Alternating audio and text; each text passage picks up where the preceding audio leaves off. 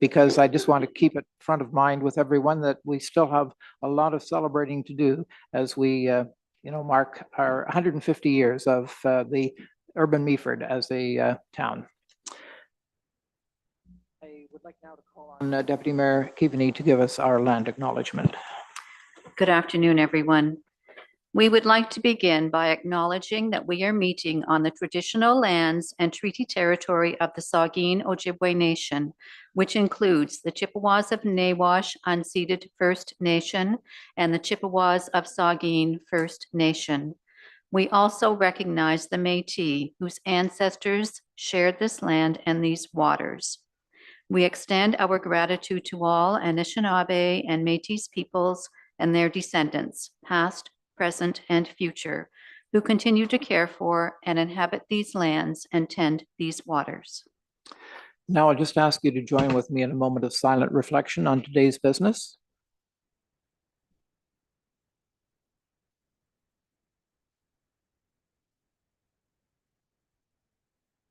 Thank you. I wanted to note I've received regrets from Councillor Brandon Forder, who's unable to be with us today, but we do have a quorum, and we also have a full house, so welcome everyone. Is there any disclosure of pecuniary interest? Seeing none, just a reminder, you can bring it forward if it occurs to you. Announcements. Do we have any announcements around the horseshoe? Councillor Uhrig. Thank you, Mr. Mayor. Yes, and in Councillor Forder's absence, we won't be meeting again before July 20th. And I just wanted to announce that the Canadian Pet Expo will be going on at the SPC building complex where their store is. This has grown immensely in the last few years. And I think they have over 65 vendors this year. So it's going to be another quite successful event in Meaford to draw people in, and it runs from 10 to 3 on July 20th. So I would just invite people to come on down. It is pet specific, but there are other things that will be there culturally as well as business. So it's well worth it for everyone to attend. Deputy Mayor. Thank you, Your Worship. Just two things, if I may. Firstly, I just wanted to take a moment to extend a huge note of appreciation to everyone who was involved in our Canada Day celebrations.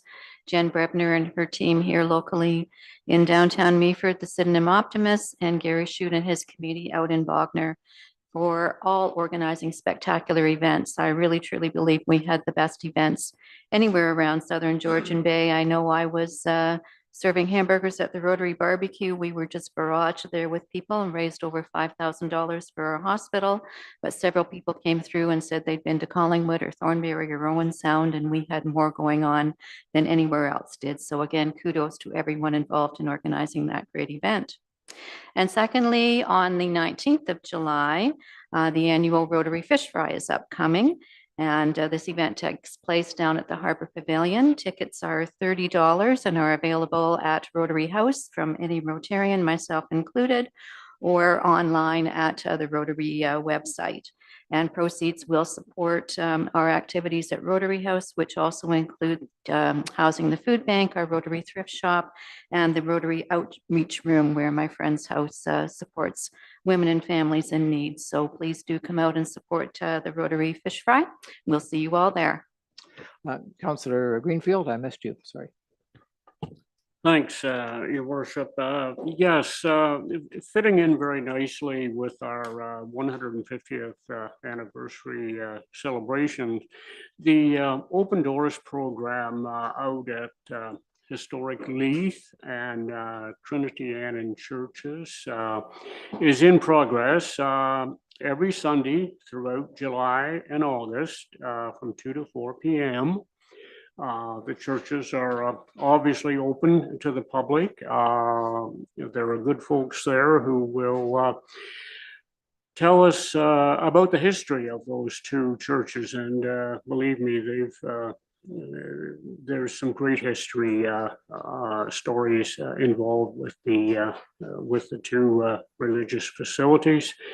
If you need any more information, everyone is welcome to drop in. A lady by the name of Carol Gray is the one to talk to. She can be reached 519-998-8687. Thanks, Your Worship. Another, Your worship, I apologize, but it would be remiss if I didn't mention the breakfast coming up this Sunday at Riverside from 9 a.m. until 1 for $15. You can get the most spectacular breakfast smorgasbord put on by the volunteers at Riverside out on the 7th line. Thank you. and not to be outdone, I just want to also report that when you talk about Canada Day, there were tremendous celebrations both in Annan and Bognor over the weekend as well. Just, huge crowds and a great time by all. Any announcements this side of the horseshoe? Any announcements from staff? Over to you, Kim. Thank you, Your Worship. Two announcements. I am happy to announce that Eric Baldwin, sitting beside me, is the Director of Economic Development, and joining us as well, the full house. Where did she go? There she is. Carolyn O'Neill also has started with the municipality as the tax clerk. So I'm very excited to have both of them join our complement, and very eager to keep moving ahead. And we're excited to, sort of start topping up our complement of staff. Thank you very much. Welcome. So that's announcements. Let's move into public participation. Members of the public are always encouraged to provide council with their comments and questions. Presentations must be prearranged with legislative services before the agenda is released and will be limited to 10 minutes. If a member of the public wishes to make a deputation on items on the council agenda or to ask a public question of council, they may do so either in person at the chambers here or remotely via Zoom, phone, or internet. Members of the public wishing to make a deputation or ask a public question are to register in advance with legislative services by 10 in the morning on the day of the meeting. And you can do that by contacting Deputy Clerk at meaford.ca or calling 519-538-1060, extension 1110. An email with access information will be sent to those who register for remote participation. Deputations are limited to 5 minutes and public questions to 2 minutes. And just a reminder, the public can watch this meeting live via the Municipality of Meaford's YouTube channel, www.meaford.ca/YouTube. We do have some presentations today and I think a question. So at this time, I'd like to introduce Michael Ashmore and Stephen Carr and Joseph Leung. I want to first of all say welcome, gentlemen. And I understand that Michael and Stephen are sharing 10 minutes. Are you going first, Michael? Okay.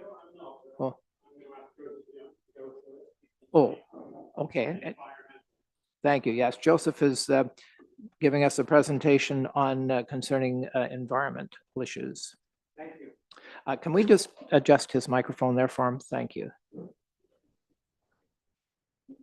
And is it on? Is it on? There we go. My name is Joseph Leung, and I live on the Georgian Beach Road South, 5 minutes from here. So my topic today is going to be environmental issues, especially contamination at the DND. First, I would like to thank Deputy Mayor for joining the Great Lakes and St. Lawrence initiative. And I apologize, I couldn't come last week or the week before that. I was tied up in Blue Mountain. And last time I was here, I asked about cemeteries at the Tag Range. And I didn't get any information if the commander has been served with a piece of paper from council to clean up the cemeteries. I think we owe this to the people that came before us. So I hope that you have received all the documents I have sent to staff to be shared with you.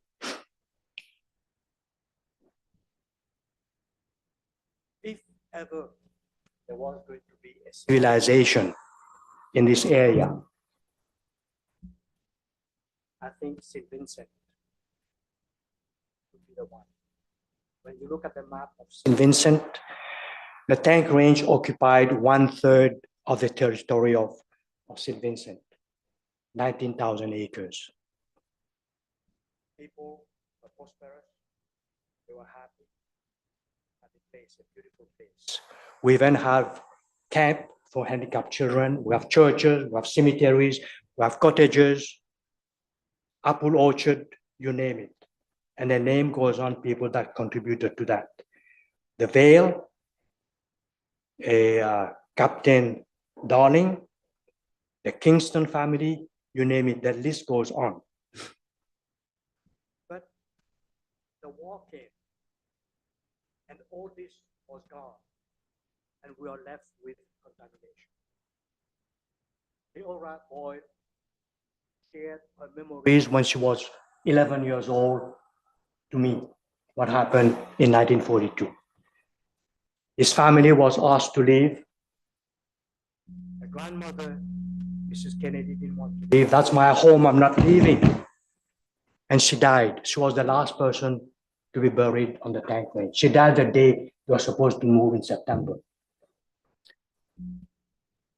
So the military camp came and they showed us, the people, how they're going to use the tank range. They blew her home and barn in front of her. Her dad was crying. Of course, the soldiers didn't know. They were just invited to be shown how they're going to use the land. So 2 military places in Ontario, Ipperwash and the tank range. Ipperwash, 3,333 acres. The tank range here is over 19,000 acres. They were told the same thing that we were told in here.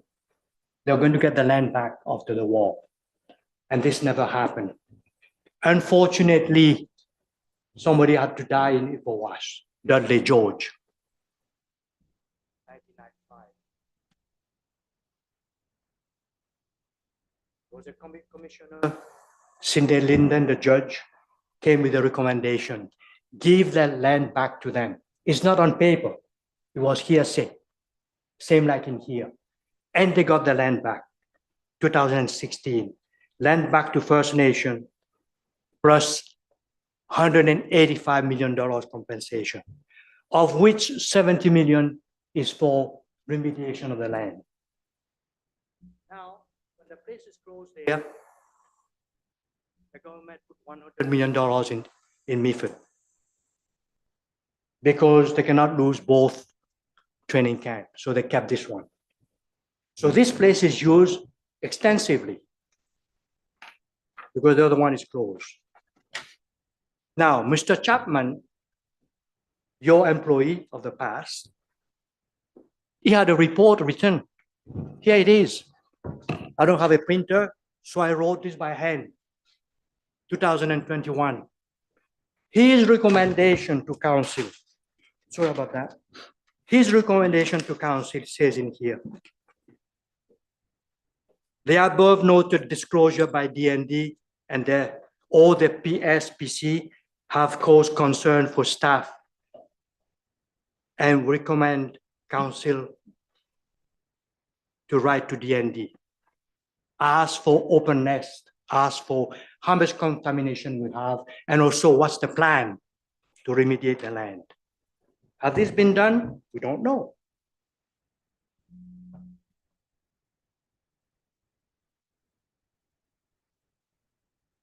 Now I'm going to read something that I got through a tip, access to information privacy. Environmental Guidelines, Section 8, Regulations, CAF, 4th Canadian Training Center. VEC, Valued Ecosystem Components. Number 1 on the list, the commander had to consider the well-being of local residents.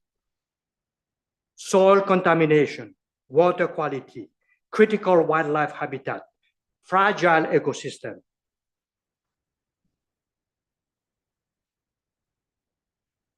And I have the information in here. This is what it says.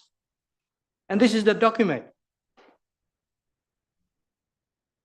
And I have it. Some people here have it. I don't know if you have it. I'm going to read you section 8-3. Some notable points for commanders to keep in mind regarding the current attitude with respect to the environment include Canadian can petition the Minister of Environment to investigate an alleged infraction under the Canadian Environmental Protection Act. Individual can seek court injunction to stop or prevent activities that are an offense under the Act or may cause them loss or damages. This includes possibility that civilian inquiries could prevent the continuance of training activities if environmental regulation breaches are suspected. Look at the penalties for that. $1 million or 3 years in jail. It's here. Guideline for the commanders.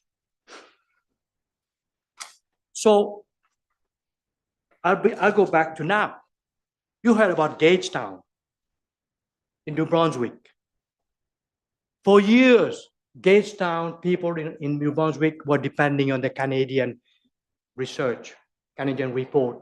Oh, contamination on the tank range doesn't, or the military training camp, doesn't affect people. And guess what? I'm going to show you documents.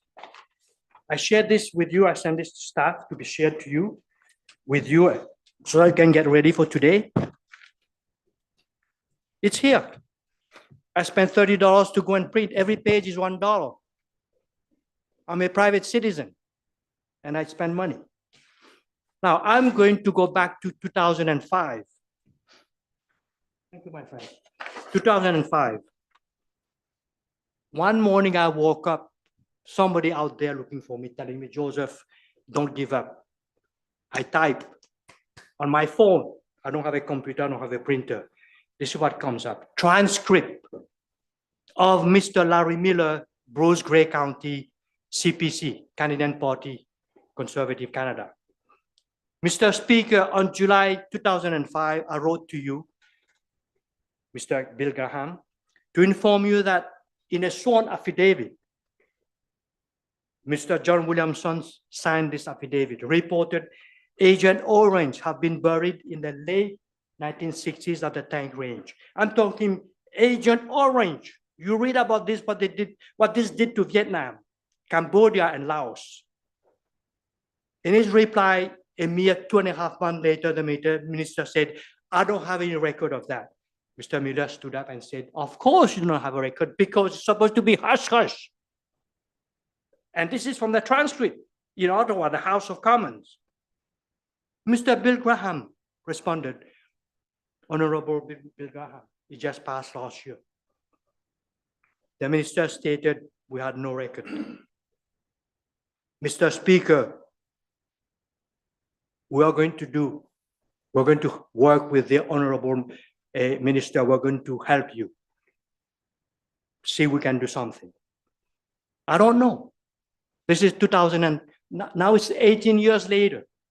Mr. Williamson, John Williamson was 84 years old in 2005 when he reported this. Most likely he's crossed the river. Oh, 2006, our mayor, Wally Reef, and Councillor Linda Stephen went to the tank range because they said they're going to do something. How do you search 19,000 acres in a short while and came out with an answer? We didn't find it. My answer is that absence of evidence is no evidence of absence. Simply, you didn't look hard enough. Okay? So I'm going to ask my council, you guys are my council. You represent me, but I'm going to ask you to do something for me.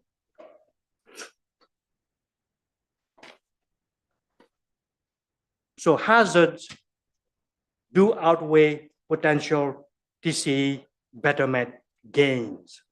Therefore, as per the Municipality Act, Meaford Council has the duty, is that 10 minutes gone? You have used 10 minutes, yes, you With have. the but- ding ding? Pardon? A couple That of wa- more minutes?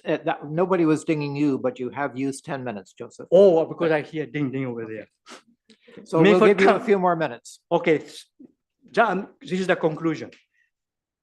Meaford Council has the duty to exercise due diligence, reasonable care, and act in a way that enhances public confidence.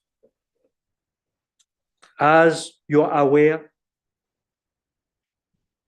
more than 1,000 people live in the immediate area around the 4th Canadian Division Training Center, the town of Blue Mountain, and all surrounding municipalities of Georgian Bay.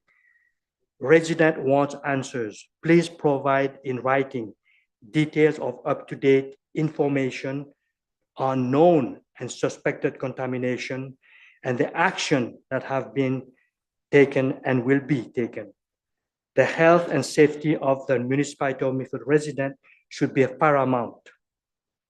And to neglect asserting these findings would be incompetent activity by municipality officials. Please note IPOWAS article, remediation. They got their money back, remediation, reverse discrimination. We don't have it here. And there nothing on paper. They are told they're going to get the land back, and they did get the land back because unfortunately somebody died. Nobody died in here. We don't want anybody dying in here. But justice has to come. No TCE project on this land. Thank you. Mr. Joseph.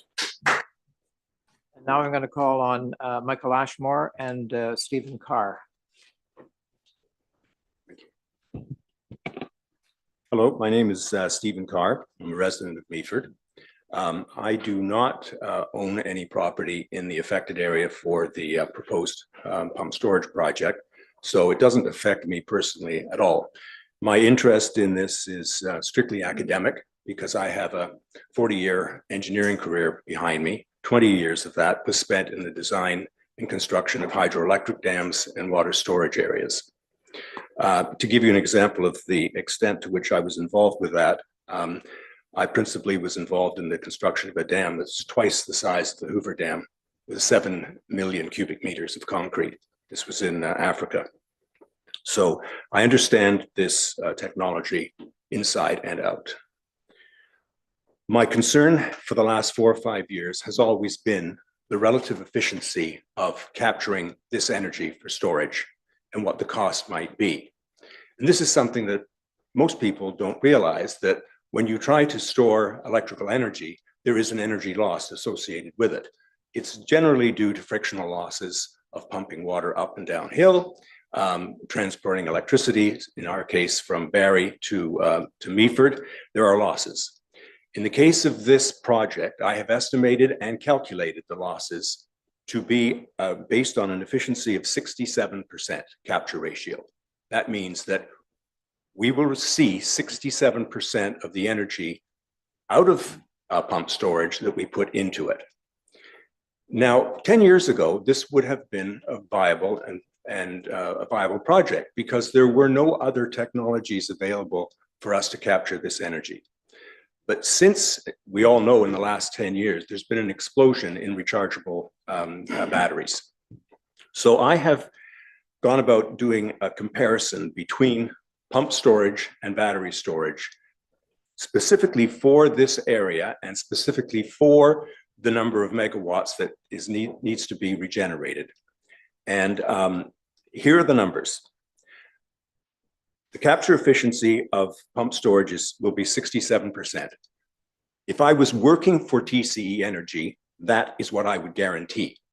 And I would give you a performance guarantee on that 67%. I would not go any higher because it will not be any higher. Battery storage at the moment would give us about 90% efficiency. So there's a cost involved in storing electricity no matter what you choose. Well, what is the cost? The energy loss per hour using pump storage is $59,100. based on a 12-cent kilowatt hour electricity, which is the amount that you'll find on your electricity bill. I use that number for comparison. If we use battery storage, it would be $13,300 per hour. So let's extend the cost of that loss over 50 years, because that's how long this project is supposed to be designed to service us. Over 50 years, the cost, based on 8 hours a day, 5 days a week, would be $6.146 billion. That's how much it would cost in lost electricity in order to power this. Now, with pump storage, of course, we're going to have losses too, but that loss is $1.386 billion. What is the difference? The difference is $4.76 billion. That's how much electricity will be saved at 12 cents a kilowatt hour if battery storage was chosen over pump storage.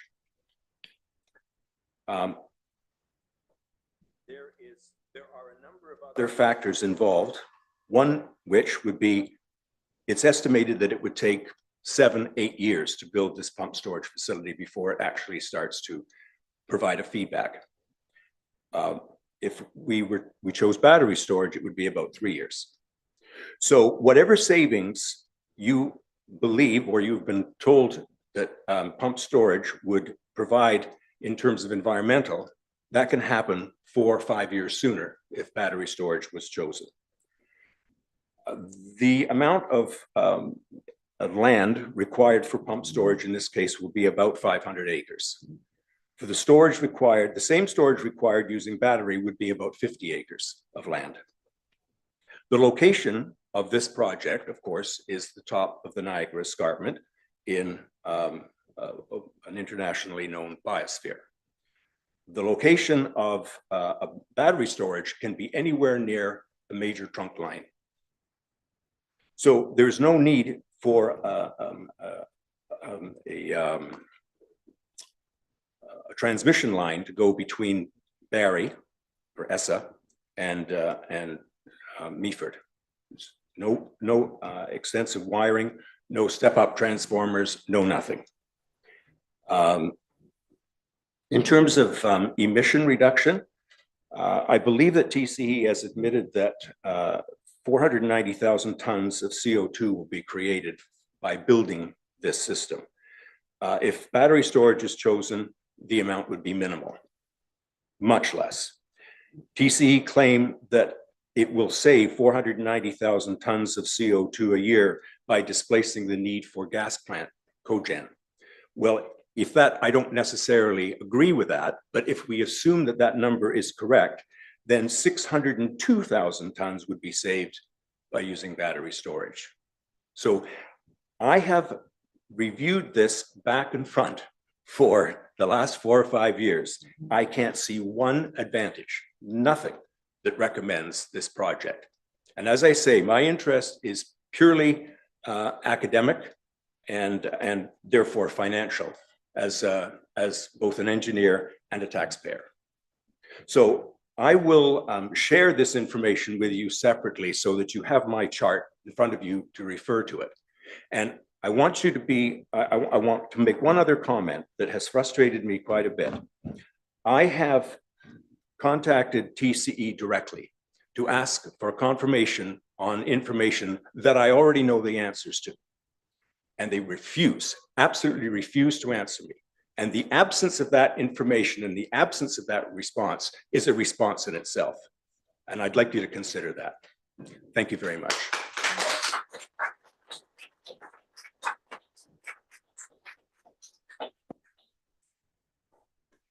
My name is Mike Ashmore, master's degree in economics, chartered accountant, few years experience in public practice in Grey County and throughout the world. I thank you for allowing us to speak, Mr. Mayor, Deputy Mayor and Council. I do appreciate openness and honesty. And as a preface, I believe all Canadians are equal, and any laws enacted should ensure that remains. People are far too open about calling people racists when people mention races.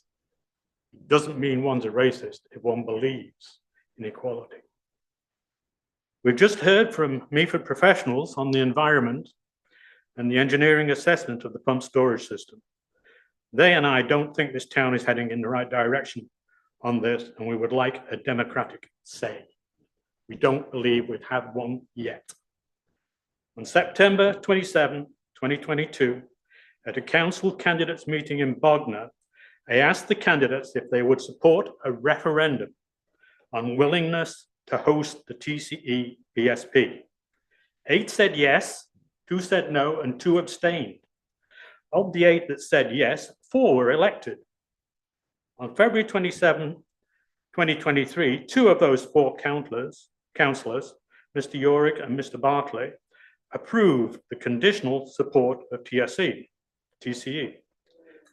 I would like to ask the 4 councillors who supported the referendum to approve a motion for the binding said referendum to take place on October 26, 2026, as allowed by law. The planned Indigenous partners of TCE are the Saugeen Ojibwe Nation, who have never settled in Treaty 18 area of the former St. Vincent Township, where the PSP is to be installed. They are insisting that before they approve the plans, they will have a ban vote or referendum.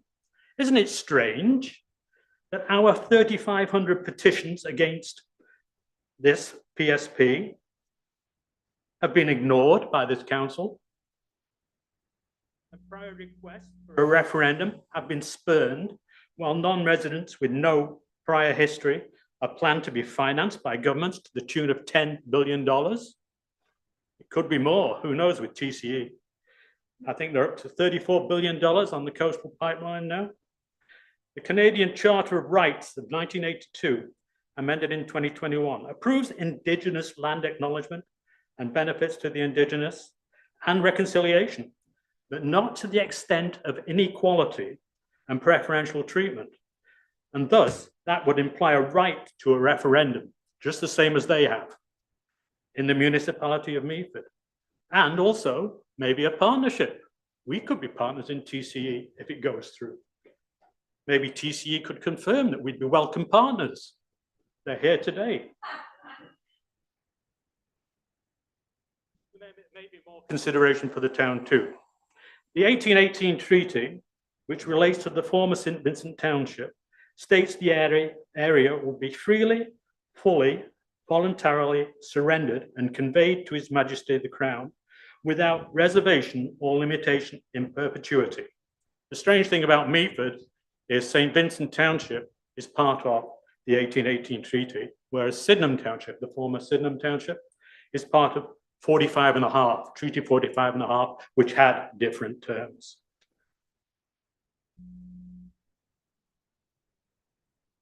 So why is it being passed to a corporation that's never built a pump storage plant and an Indigenous partner that's never operated one? I've heard local discussion of municipal suggestions for a system of flash voting. Apparently here in the Meaford Independent, you can have a flash vote. The municipality is launching a flash vote. I don't know what flash voting means, but in my humble opinion, it can't be a substitute for the Municipal Referendum Act of 2000 and its binding nature. Mayor Boddy of Owen Sound, who supported the PSP at Grey County because of Indigenous reconciliation and a few jobs created, also stated it's just tough that Meaford residents will have to put up with the costs and construction. I watched this at Grey County Council, and that's what he said. And our deputy mayor supported those words by seconding the motion. Thank you. In summary, I hope the referendum will get rid of this asinine proposal that carries zero benefit for Meaford. Please make the plans public, the referendum, as soon as possible. Thank you.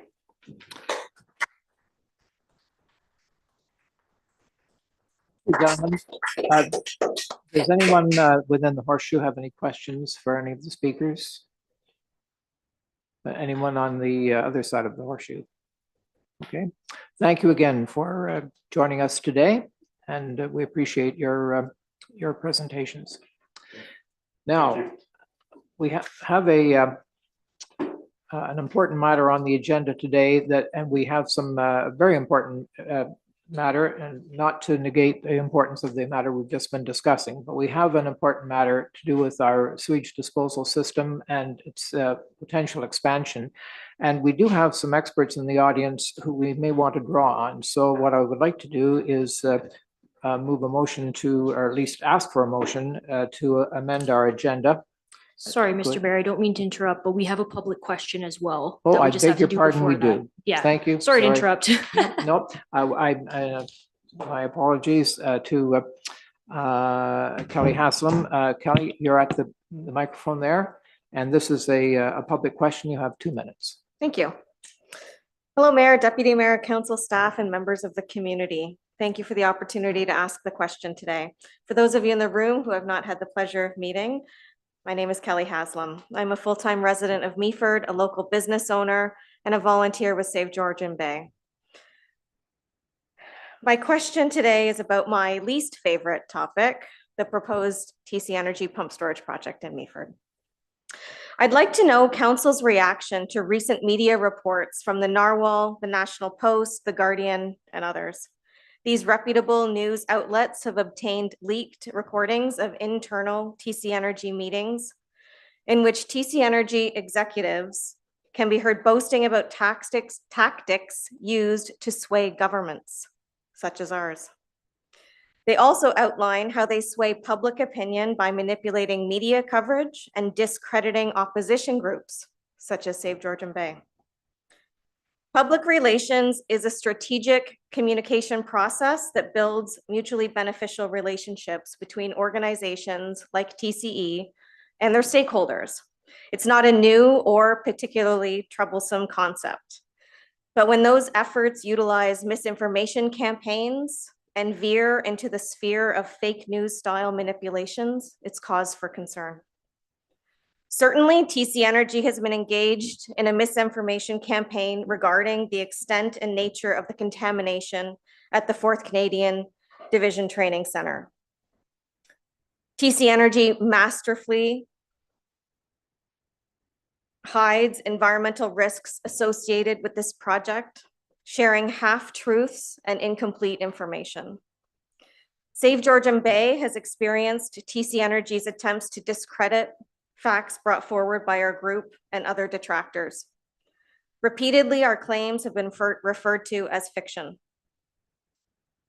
Interestingly, when asked direct questions about the current design, about the 4 years of reports that they have been collecting, we've received no answers. They claim transparency. There's none with us. Have you seen the reports? Will they share them with you? In light of these recent media revelations, my questions to you are, do you question to what extent your own council could perhaps have been victim to these tactics? What will you do to verify potentially false claims that have been made to you by TC Energy?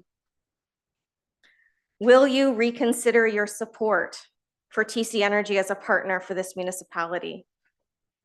And will you reconsider being a willing host to their needless pump storage project? I thank you again for the opportunity to pose these questions to you today. The clerk has my email address and phone number, and I look forward to a response from council regarding this matter. Thank you. Thank you, Kelly.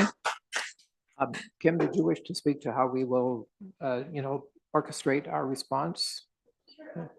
We'll use the correspondence as our best opportunity to give a fulsome, but yeah, we'll absolutely respond to what the process will be in place to ensure that we're not being swayed and that we're getting objective information. Yes, I'm certainly not against a fulsome council discussion of the questions. So, all right, moving to the other matter, I think what we're looking for a motion to basically alter our format so that we can entertain the report on the waste treatment plant And while there are some, people who are available to answer some of the, tougher questions we may have. So you're moving that, Councillor Bell, a seconder, Councillor Urick, all in favor?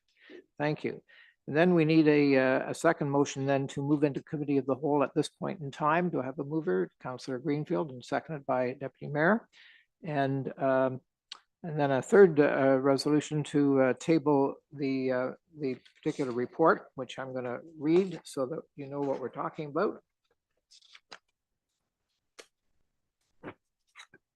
The recommendation is that Committee of the Whole receive report Operations 2024-12 Wastewater Treatment Plant Environmental Assessment Completion and Posting Notification for information purposes. So a mover and a seconder. Deputy Mayor and Councillor Urick. All in favor? And we'll proceed into this report. We want to have a fulsome discussion. It was only, what, 440 pages? And it's a lot to digest. Does Kim, does staff wish to, position the situation to some degree? I can ask Jessica to do that. Okay, Jessica, if you wouldn't mind. Through you. Yes, for sure. I just wanted to take the opportunity to, we're at an exciting portion of the environmental assessment process with the EA. And I wanted to have everyone on the same page with where we were at with that. And the big thing is our notice of completion. So with that, the 400-page document that's attached will get posted, and there's a 30-day commenting period for the public, which will start once it's posted on July the 11th. All of that to say that we just wanted to make sure that we were all aware of the process and what that meant for expectations of the public, and making sure that everyone who wants the opportunity to comment can. So I thought it was a good opportunity to bring it back to this venue for us to have this conversation about it. I am obviously here. We also have our consultant, Simon, who works for Ainley, who is the author of the report. So if we have more technical questions, Simon is wonderful and will be able to answer those. And we also have Emily, who's the manager of environmental services for her first day for Chris.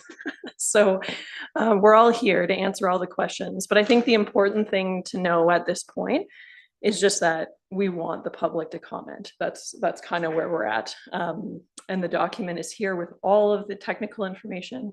So with that, we can open it up to questions that anyone might have.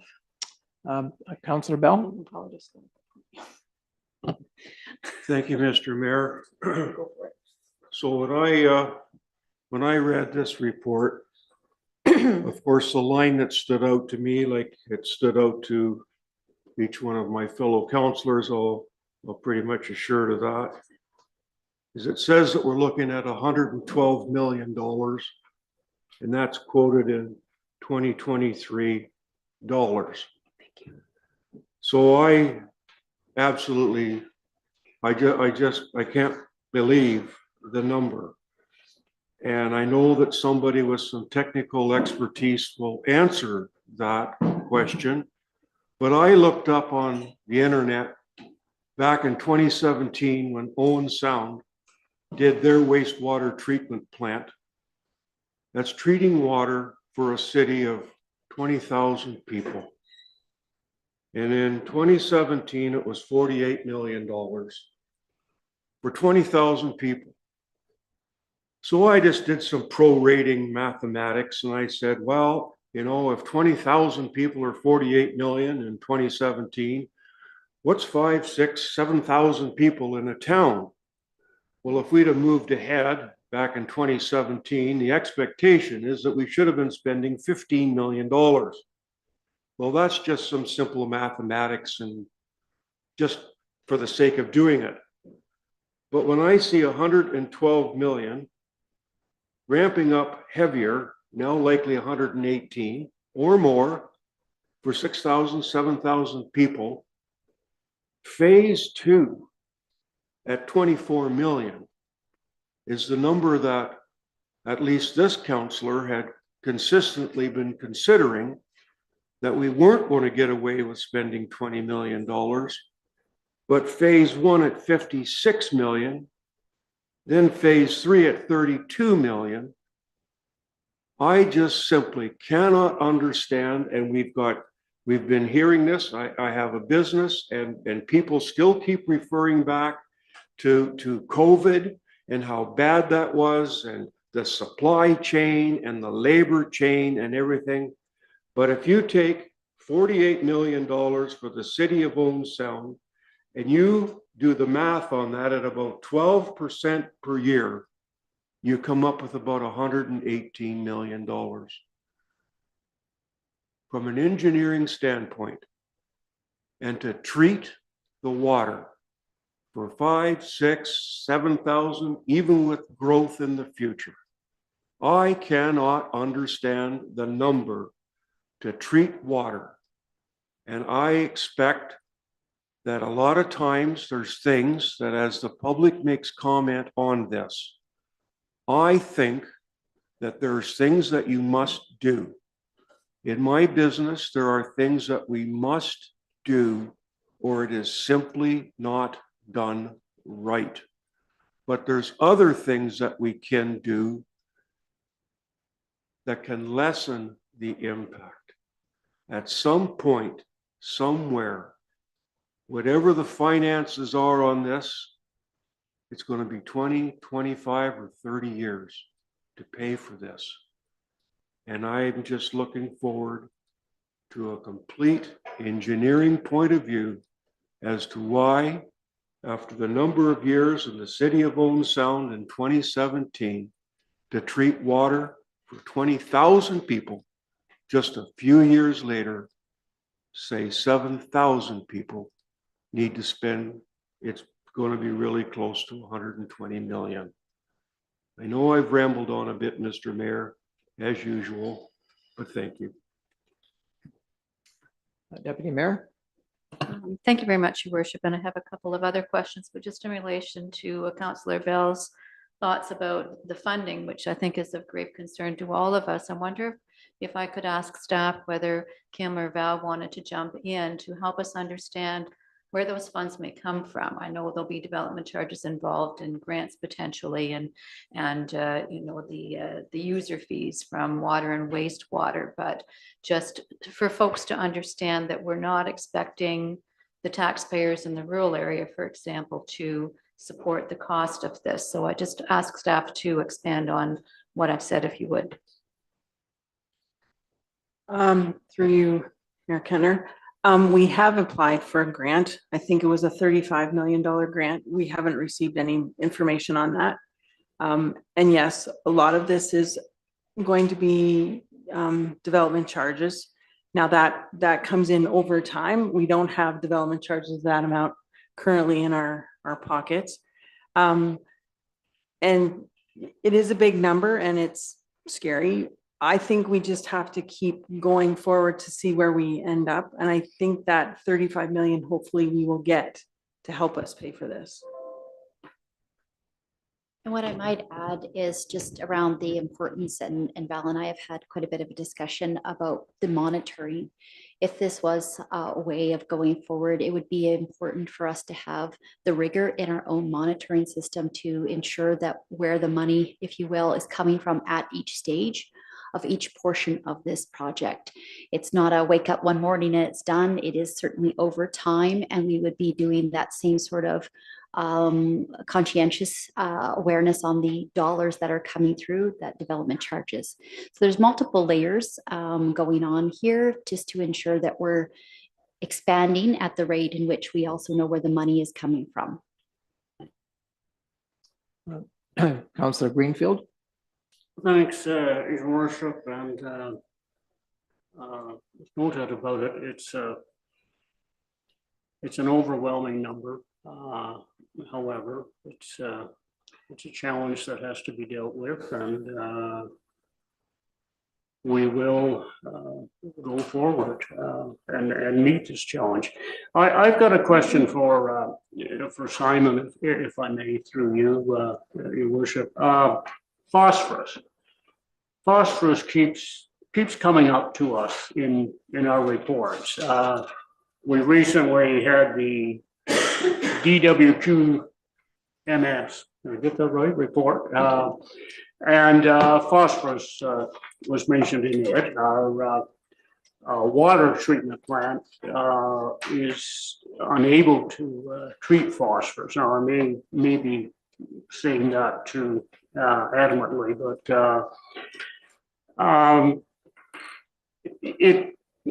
the numbers come back fluctuating. They're always below the within the accessible limit. There's a couple of months a year they spike. In this wastewater treatment plant, the study, the word is mentioned many times, and and correct me if I'm wrong, the way I'm reading it, our phosphorus going out from the plant in effluent, the readings are something around 4.4%. We're looking for, I believe the provincial average is 1. So we're not going to be able to cut that down next week or next month or likely next year, but but what I'm reading, that's a concern. In the future, down to 1.0 or 0.8. I understand from what I've read, the waste, and not in this report, but the wastewater treatment plant in Midhurst has set a goal of 0.2. Phosphorus can generate the green algae, the green blue algae in water. From what I've been able to read, that seems to be the big villain. I've also read that its phosphorus levels are more likely to produce this green algae in more shallow bodies of water, more docile bodies of water, such as Lake Erie, for instance. I can tell you, our shore out here in Georgia Bay is not dormant. It's not docile. It's not warm, maybe for six weeks of the year. Is there any way we could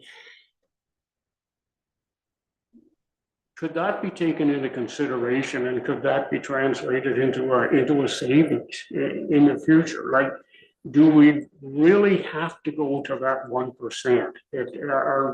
Are we somewhat unique? And I'm sure this council has mentioned many times in the past what a unique municipality Meaford is. So, what can you help me on that? Are Sure. there places instead of this 120 some million? Can we save money on this project in the future? Okay, so the 1%, that's one milligram per liter phosphorus, and that's a minimum requirement in the Great Lakes Water Quality Agreement. So that's a transnational agreement with the United States for the water quality allowed to be released into the Great Lakes. So 1 milligram per liter is an absolute minimum threshold requirement. You can't put more in, you'd be in contravention of that international agreement. In terms of the overall quality of water, that's 1 milligram per liter phosphorus, not particularly difficult to achieve. You mentioned Midhurst has, I think you said 0.2, I think it's 0.02 milligrams per liter of phosphorus. And when you're trying to achieve those much lower levels of phosphorus, you are getting into much more intensive technologies. You're looking at membranes, or you're looking at cloth filters with a lot of chemical addition. For the Meaford wastewater treatment plant and through the EA process, we have said that up to 4,400 cubic meters per day, the ministry has agreed you can stay within that 1 milligram per liter limit. If the plant is to be expanded to 6,000 meters cubed per day, you'd be saddled with a 0.8 milligrams per liter limit. And that is based on what we call an assimilative capacity study. So there's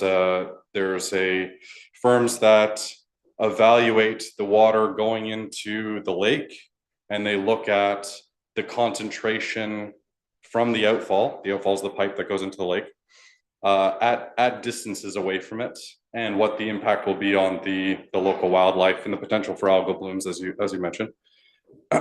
So that study is what sets that limit, and it's a fixed limit. The ministry has that report, and they won't go beneath the limit that's set out in an assimilative capacity study.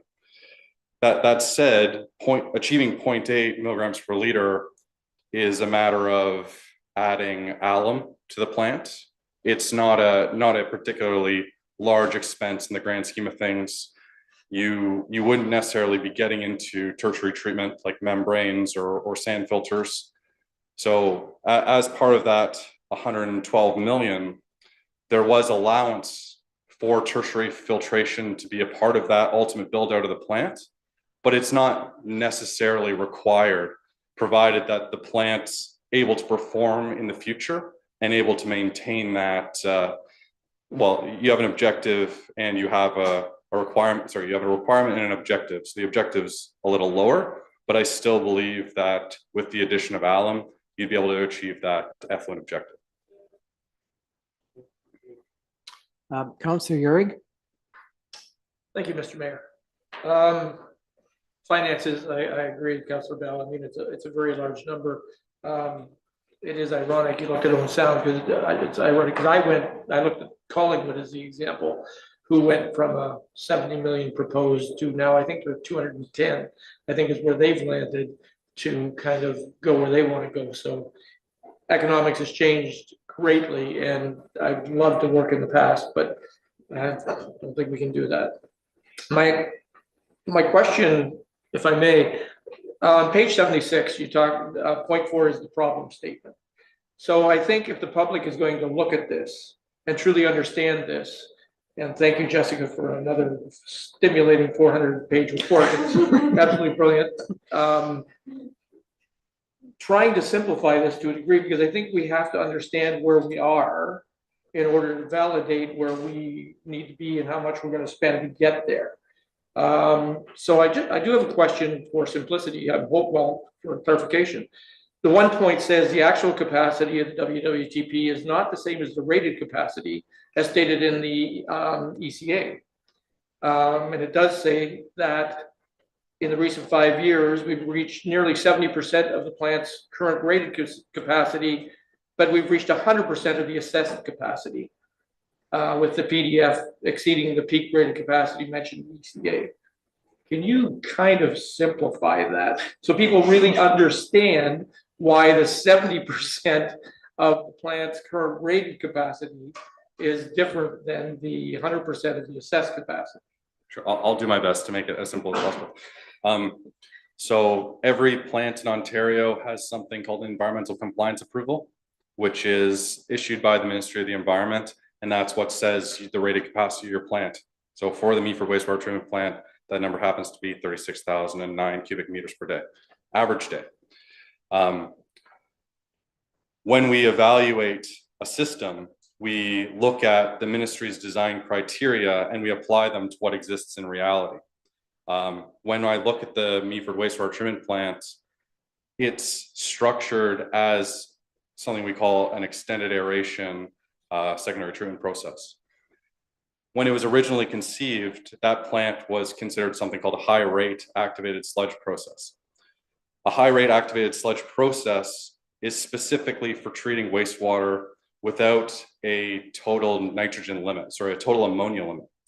At some point in the past, and I believe it was when you transitioned from something called a certificate of approval over to environmental compliance approval, the town was given a total ammonia limit. As soon as that total ammonia limit went into place, the classification of that wastewater treatment plant changed because it can't function as a high rate activated sludge plant and still nitrify. get rid of ammonia.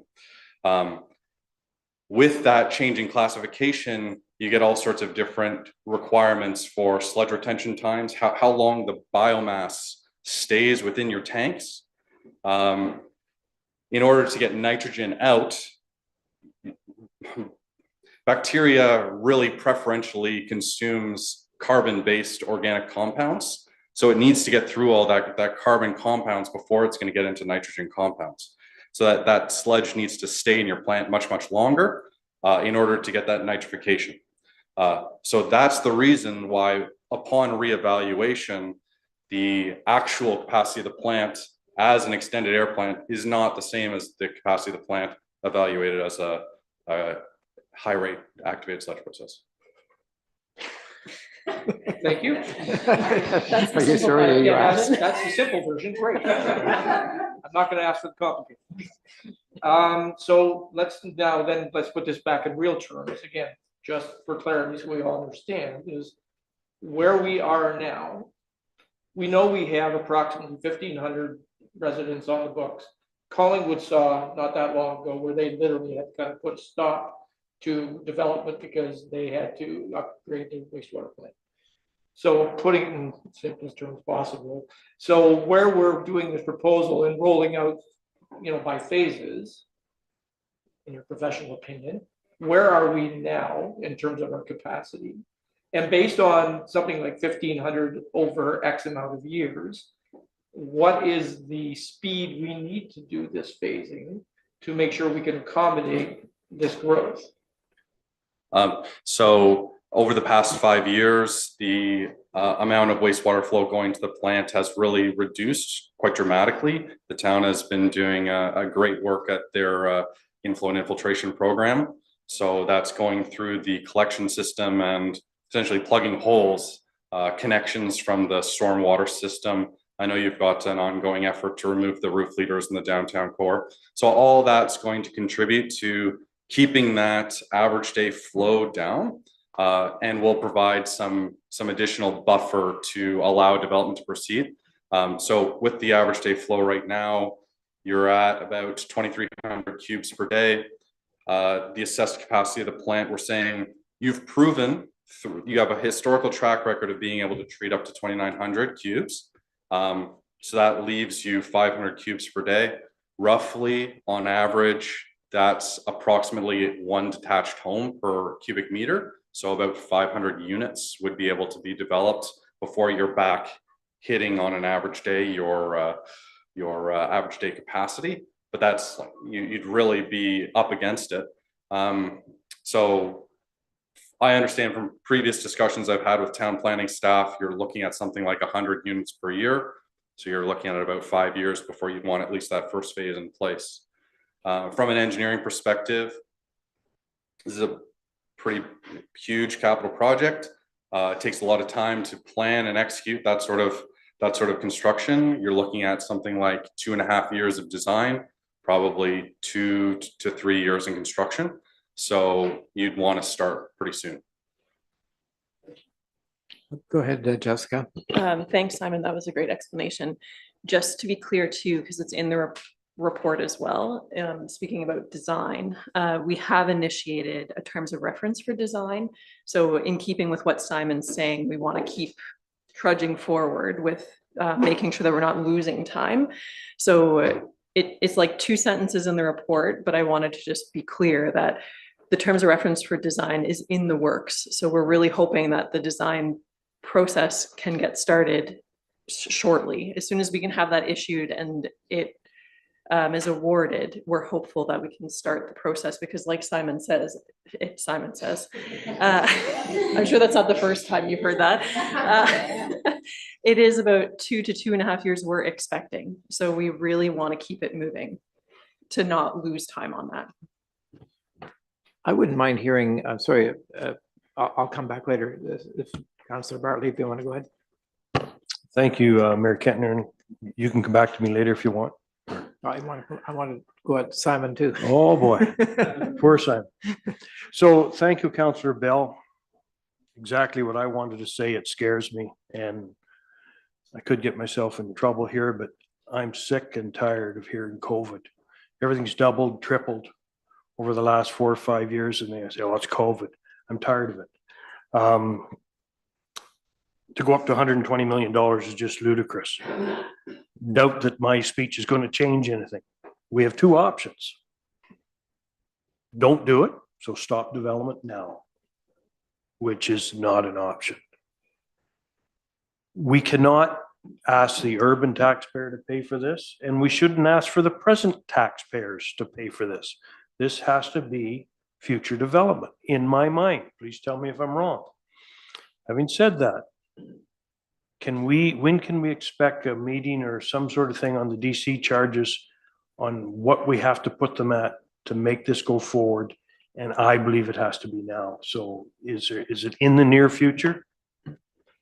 Yes, yes, it is. It's, we are actually working on with our consultants as well. That will most likely be at our next meeting, but because of it including some legal components, it'll probably be a closed session to start. And then it will be through public notice, very similar to this, where we will bring it to council, have an open discussion, and then go forward with public notice as well. Thank you. And I think it's urgent that we get on it right now, or don't do anything, which is not an option. Thank you. Just what I was going to ask Simon, we had a conversation the other evening, and you were explaining to me very succinctly how it is that, you know, in the space of, you know, 5 years, things have turned, you know, pretty sour as far as a project of this nature is concerned. It has to do with the number of engineering companies and the number of construction companies that are capable of a project of this nature. And I just wonder if you could sort of fill in to sort of cover off the points that Councillor Bell has made. I'll say it's more of a political opinion than an engineering opinion. Yes. But from my perspective, it's a matter of the amount of money that's being forced into the infrastructure building system from the federal government downwards. It doesn't change the number of engineers that are in the country. It doesn't change the number of large contractors that are able to execute these large scale projects. So really what you're doing is you're inflating you're actually just inflating the value of the construction without improving the delivery rates. No, I certainly agree with Councillor Bartley when he says we have to move now, because I think that everything we have heard from our contacts is that the provincial government is going to make an intense effort to finance some of the projects that will do the most for housing growth in Southern Ontario. And I think that there is an opportunity, and that we're well positioned to be well financed from the province. And I think that you can bet your bottom dollar that if you come back to try and do it 6 or 7 years down the road, it'll be $200 million, you know? Deputy Mayor? Thank you, Your Worship, and I think this discussion explains the number that's mentioned in the report several times of a 40% contingency rate, because as Simon and I discussed last week, that escalating cost is something we have to be prepared for, unfortunately. I did have a question through you, Your Worship, to Simon, if I may. On page 138, it states that a request to the ministry to approve a high rate clarification system to manage peak flows is underway. Do we have any word on that? And if we did get permission to do that, how might that change things?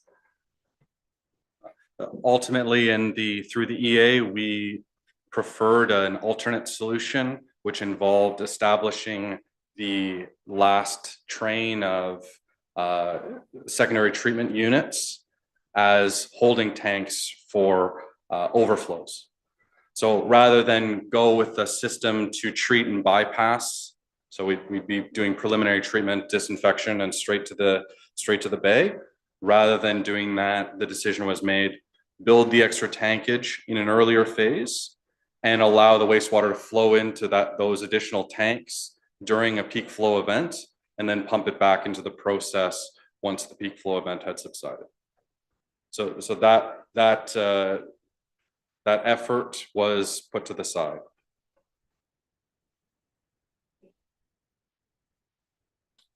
More questions or discussion? Councillor Bell? Thanks again, Mr. Mayor. We talked about holding tanks, basically with the biomass, which is the sludge. Mm. What does the Meaford treatment plant do currently? Because I have heard in the agricultural community, some are not accepting that kind of biomass anymore on their farms. Have we had those comments directed towards our plant? And is that a concern in the future? So there's two treatment processes within a wastewater treatment plant. What you're referring to is sludge stream treatment. So that's after you've gone through the liquid stream portion of the wastewater treatment plant, that biomass is extracted and brought to a secondary treatment where that sludge is concentrated and aerated for an extended period. There are different classes of biosolids, which is what you're referring to. I don't know the classification of Meaford's biosolids off the top of my head. We didn't look at improving the classification of biosolids through the study. It was maintaining the status quo in terms of the quality of biosolids being produced. So it would require land application in the future.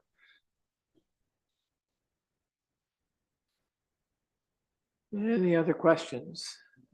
You're on a time frame this afternoon anyway, Simon. I'm still good for about a half hour. A half hour. Well, you've got a great opportunity here with the designer, able to answer questions.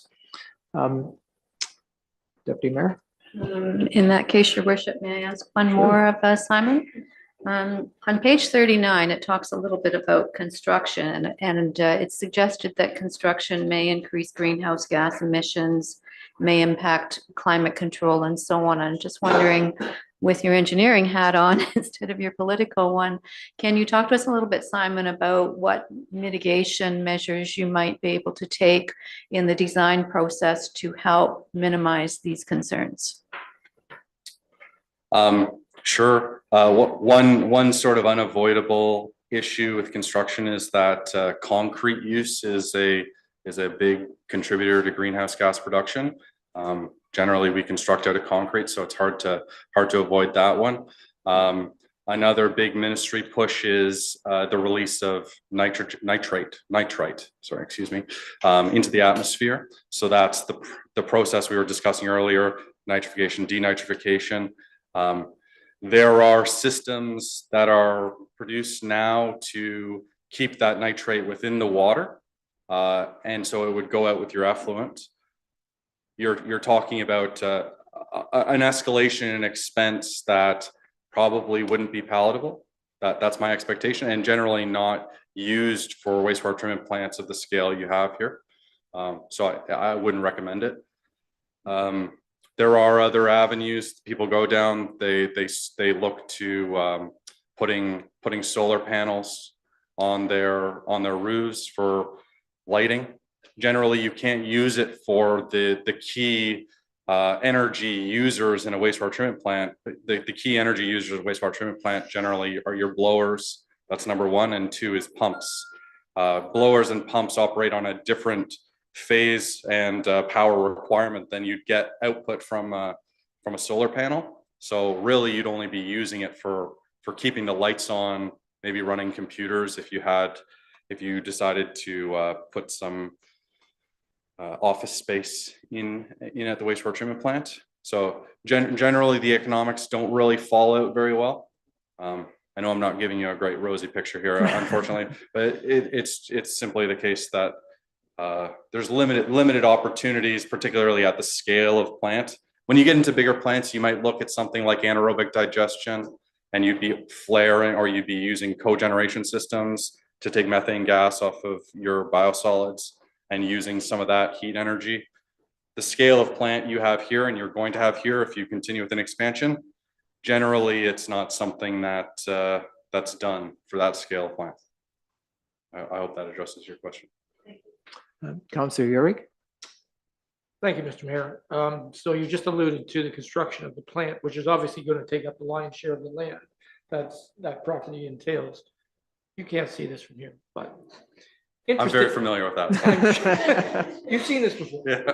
Interestingly, the second part of the phase is furthest boundary. I'm just wondering why that is when the third phase is actually closer to the existing plant. It's just bugged me when I looked at it. I'm just trying to figure out why that is. I can tell you exactly why. So the thinking there was that the eastern tanks, so the ones closer to the existing plant, just orienting myself in my mind, the eastern portion of the plant starts to get into conflict with existing constructed works that are there. So particularly the blower building that happens to be sort of on the right side of the driveway as you're going in.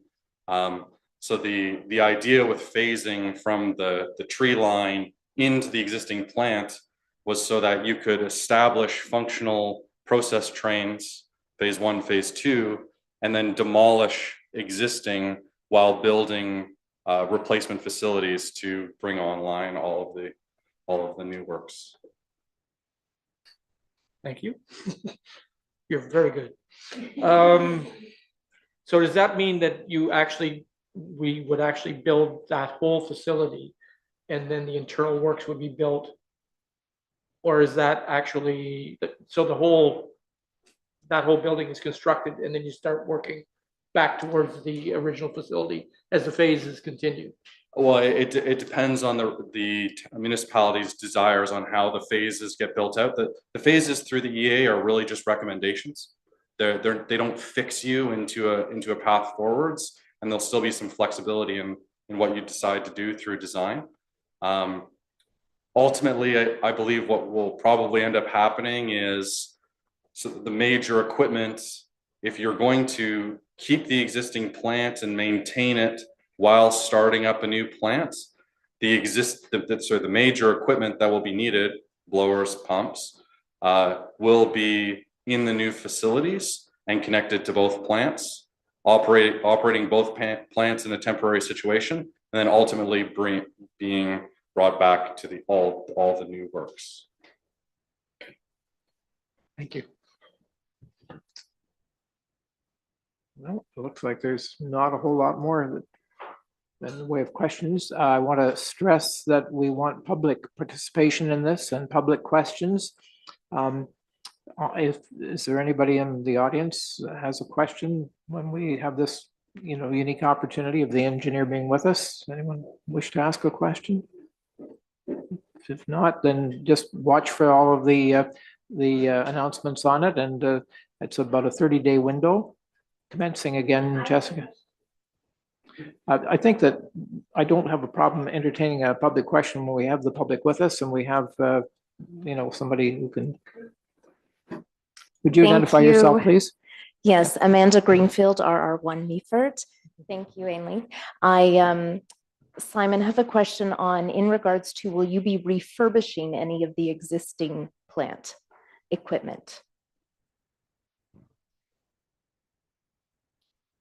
So the existing plant probably has about at most 20 years of remaining useful life. It's just a matter of concrete age, really. There are recommendations for rehabilitation and refurbishment of the existing plant in the ESR. Whether or not that happens is a matter of the municipality's decision on how to carry things forward. If ultimately the decision is made to move forward with phase 1 and 2 immediately, the existing plant won't be needed and could be phased out right after construction. So ultimately, you wouldn't expend the capital on refurbishing existing equipment. You'd just use it to. Reduce that equipment with the phase 1 and phase 2? There may be opportunities, but generally it's a matter of which equipment would you be trying to reuse? Probably the blowers. There is possibility to reuse the blowers, but without knowing the details, without getting right down into the details, I can't tell you whether or not that'd be feasible or not, unfortunately. And that's something you could investigate? That could absolutely be investigated during detailed design, 100%. Kim, do you have any last question for Simon at all? Okay, then Simon, thank you very much for your attendance today and for helping us out. And now I could use a motion to move out of committee of the whole, for the moment anyway. So it's moved by Councillor Urick, seconded by Deputy Mayor. All in favor? And we are going back to close to the beginning of our agenda and council inquiries. Council inquiries, Councillor Urick. Thank you, Mr. Mayor. We had a very excellent sesquicentennial wrap-up meeting, which was, again, well-attended and some great discussion coming out of it. One of the questions that was asked at that meeting was about signage. I had made a motion back in November about the potential of having event signs on both ends of the community, of the urban community, so that we can kind of help support a lot of these events that happen within there, the territory. Just wondering if there's some kind of an update on kind of where we can be with that. Thank you. If I may, yes, we can be somewhere with that. I would like us to be somewhere with that. And certainly that is on the priority list for us to start looking at as a whole, not just in our bylaws and components like that, but also in our economic development. As you know, we've recently hired a senior communications as well as beside me here to my left, the Director of Economic Development. So certainly that is part of our agenda and moving forward. Hope to have a more fulsome answer for you, but it isn't lost and it is very on top of mind. So appreciate just a little bit more patience and then we'll be there.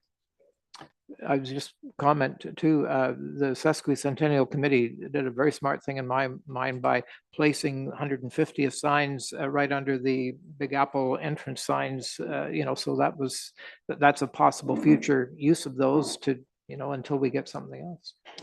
If I may also add the tidbits signs, they're just temporary signs right now, but certainly they've been very well received and are very informational and educational.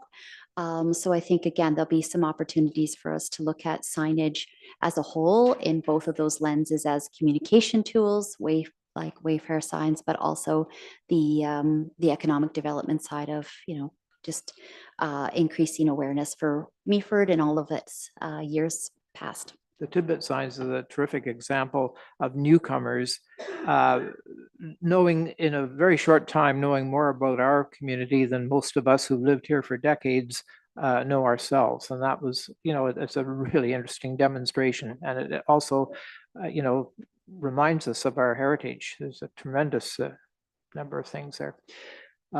Deputy Mayor. And then Councillor Greenfield. Thank you, Your Worship. And just wondered if I could ask a question. Jessica, or perhaps Kim will know. I often get asked about Aiken Street, and I know it's one of our streets that's not in great condition. Do we have any idea where it is in the grand scheme of things?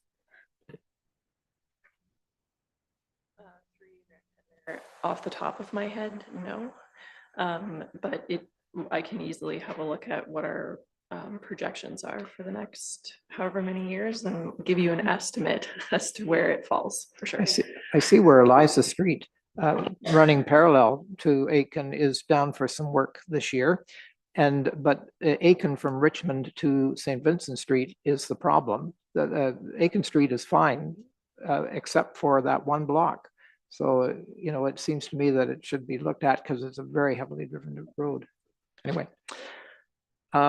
Other inquiries? Yes, Councillor Greenfield. Thanks, Your Worship. Through you to Jessica.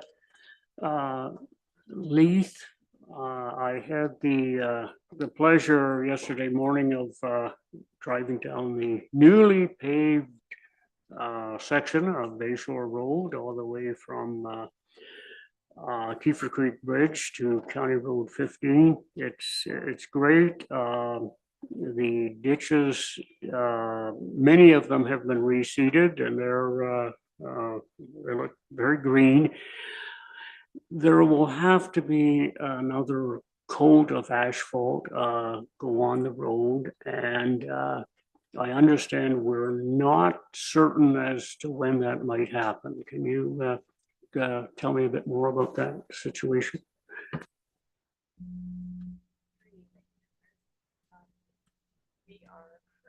bidding on the second lift of asphalt, and we are unfortunately at the mercy of Hydro. So Hydro has to relocate a few poles along the way, and we have to wait until they do so. So once those are complete, we will put the second top of asphalt on, which will include the speed delineators. That's another hot topic in the middle of the boulevard. So both those things will just need to temporarily wait until Hydro relocates their infrastructure. There are no more questions. Let's move on to our consent agenda. And there's really nothing there but items for consideration. We'll move on here. And the first recommendation is be it resolved that bylaw 2024-36, being a bylaw to appoint an acting clerk, be taken as read a first, second, and third time and finally passed. Can I have a mover and seconder for that?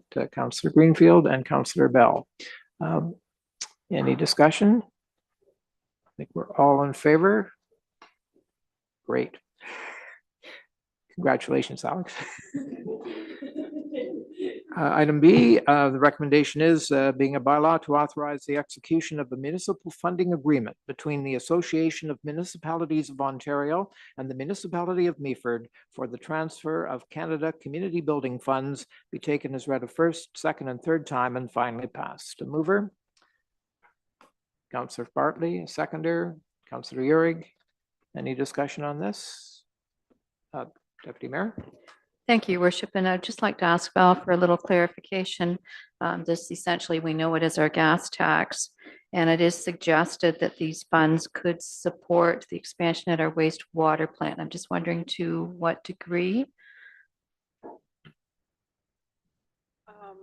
you, Mayor Kenner, there's, I think, 10 categories that we can use, and wastewater would be one of them. We could use them for roads or water. So it's any one of those items. I think currently we use them for roads.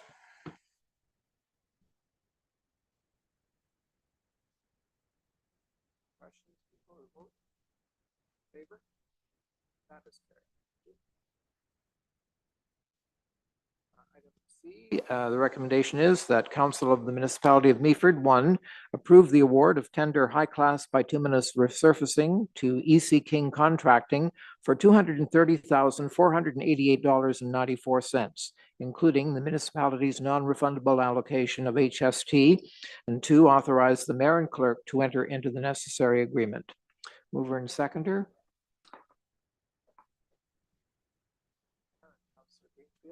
Any discussion on this? All in favor? That is carried.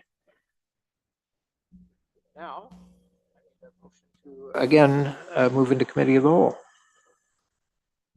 Councillor Bartley and Councillor Uhrig, thank you. And we're doing that at 2:27 p.m.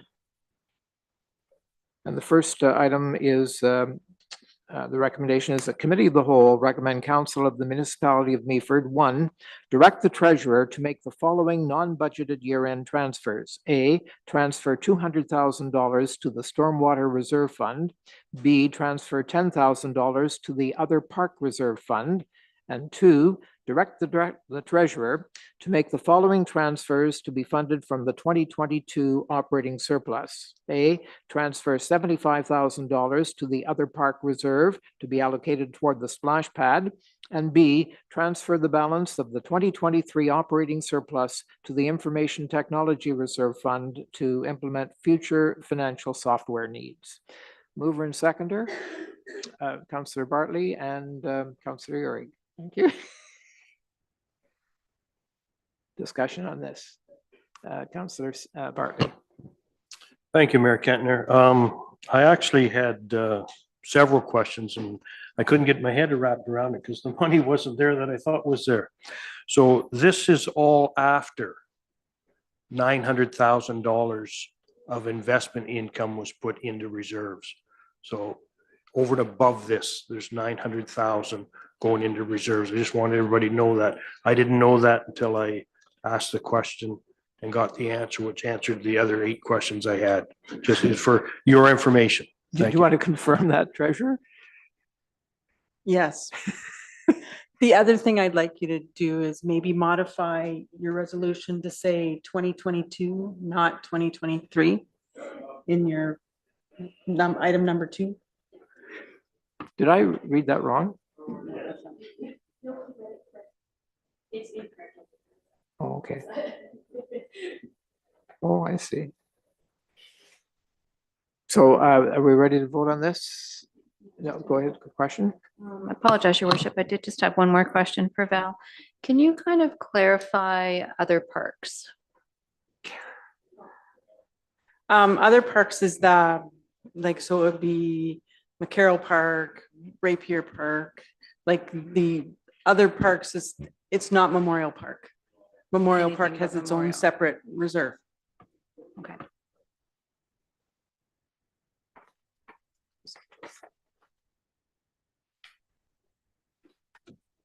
Councillor Greenfield? Thanks, thanks, Your Worship. The $250,000 to IT.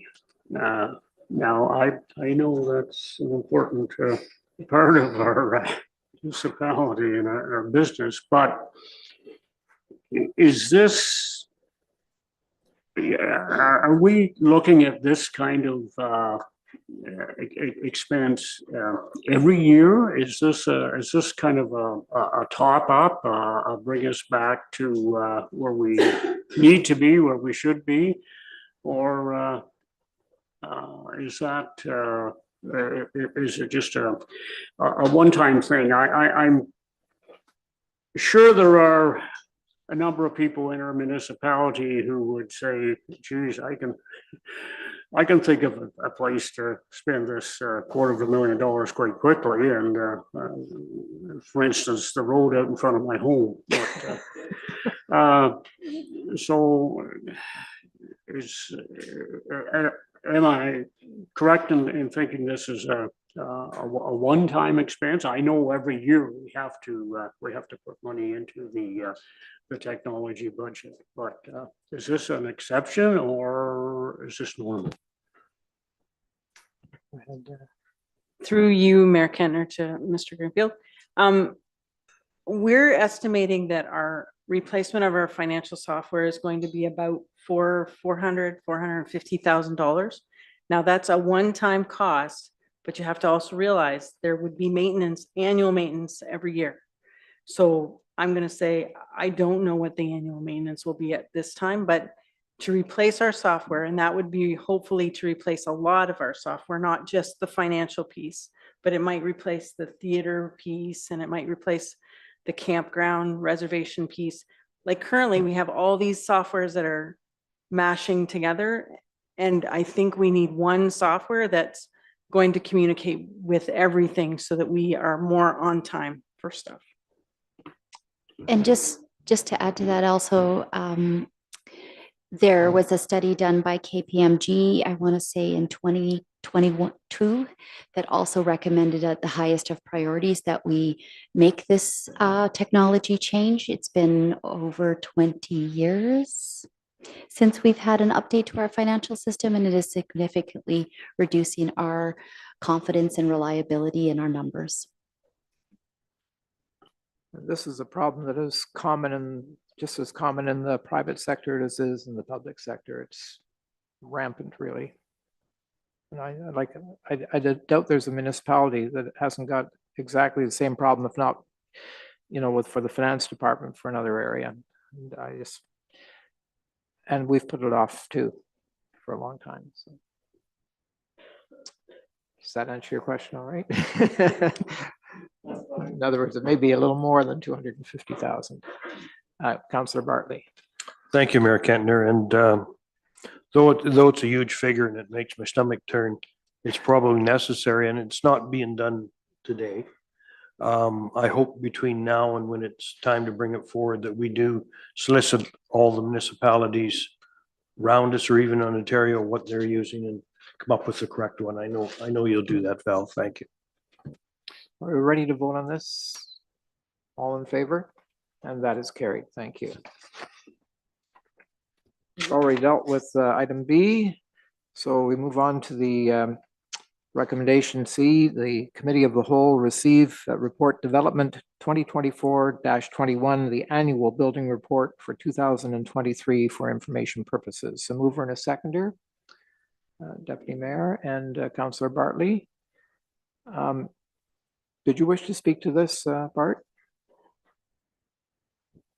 It's a pretty straightforward report. It's not a great report because it kind of doesn't have great news, but it does lead to good news that's coming this year. So while last year we did run a deficit and use up a considerable amount of our reserves, this year we are running on about budget, and we have the opportunity later this year to actually get into a surplus position. So we are seeing growth. This year, for instance, we're already at, for the first 6 months of this year, at about $44.2 million worth of construction value. And to put that in context, last year we were, for the full year, about 64.6 in year 22. We were about 61 in year 21. We were about a little over 100 million. So if these other projects come online or we keep steady with what we're doing, I suspect that there's a strong chance we'll break even. There's even a better chance that we'll actually put money into the reserve this year. Councillor Bartley. Thank you, Mayor Kettner, and thanks, Bart. It was a good report. Now, for years, we've had another report come to us once a month that Mr. Greenfield would boast about. It give us all the information we need. Could we get back to that report?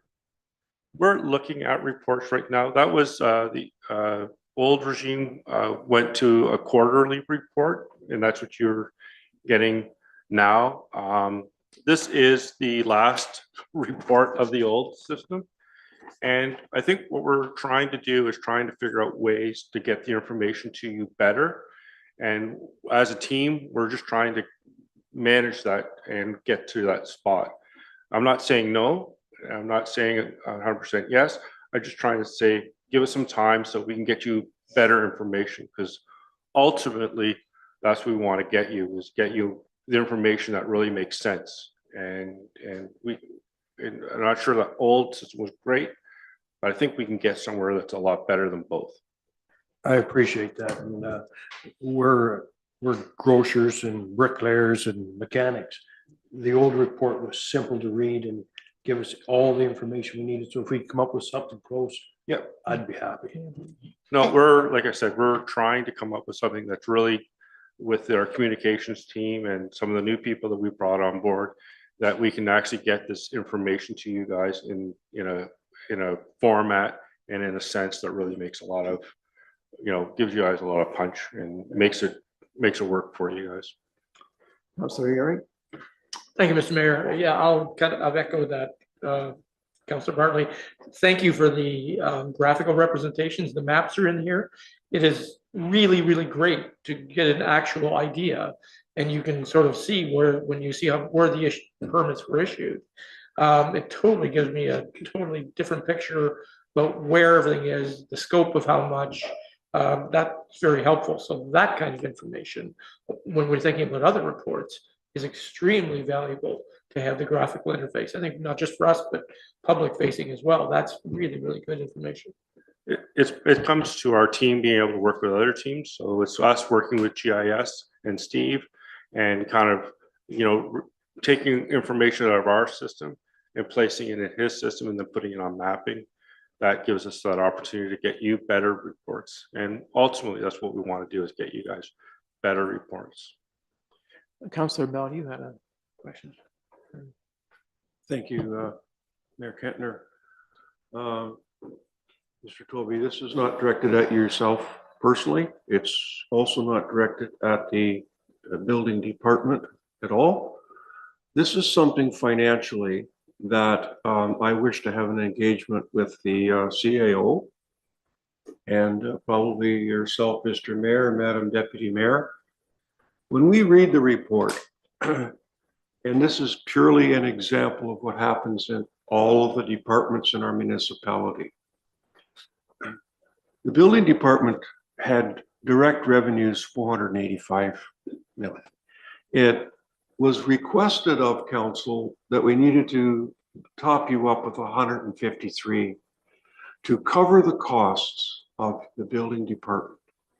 So in our report, we all got to read your direct expenses. So every department has direct expenses, and those are wages and benefits and training and clothing, the direct costings. Where I am going to be requesting a conversation is the indirect costings that we do to ourselves. You see, when we have it in here that there were indirect costings, as an example, because this is what's before us today, the building department did not write a check or give money to our treasurer to pay for payroll and planning. It didn't write a check to our finances to pay for corporate insurance. There are things that when we as a council say to the ratepayers, your taxes go to do what? Everyone on staff's, their wages are paid. If you are calculating and doing your administration for the corporation, you have a job, and your job is paid for by the taxpayer. And what we do to ourselves is this internal transferring of numbers to go back and forth. And can you imagine if we could do something different where we don't say we had an internal costing of IT of 26,400 as an example to Mr. Toby's department. And we do this to ourselves throughout the corporation. And yet who's paying for the IT? The taxpayer. We say we send it out. We need to pay for the new vehicles. We say we need to buy gravel this year. Your taxes are going up. You pay for the gravel. We have all these things, but we do this to ourselves so that when we add this all up, as an example only in the building department, we were at a shortfall. So all of these numbers that have been calculated by dividing it all up within the corporation add up to a shortfall. So what I've just said is something much greater than just listening and having the report here from the building department, but it's something that has always been my concern. And I say that today because in the building department's reserve, 21,000 is left, 22,000. Yeah. So we're not in a position really very well, just as that stands. If the building department was looking again, and I know you mentioned we're looking for a different result next report, but if we keep doing this kind of thing, we could be back again where we're looking to do a transfer of money. And in my opinion, we've got our taxpayers who are paying for that, and it should be covered. So maybe after all the years I've been on council, I've really missed a big one. So I'm open for an educational moment. So I'll give it a shot. Bill 124 came in a bunch of years ago, and that made building departments become self-funded. And at that time, when building departments became self-funded, municipalities decided to start charging services to building departments. So things like rent, IT, HR, all those things became applicable to the fees that were collected under building permits as revenue and to be costed out as actual expenses on how to run your department. So last year we had a significant shortfall, and there's a bunch of reasons for that, and I kind of brushed over them in the report. But at the end of the day, the department has to either gain revenue or reduce expenses and be revenue and expense neutral.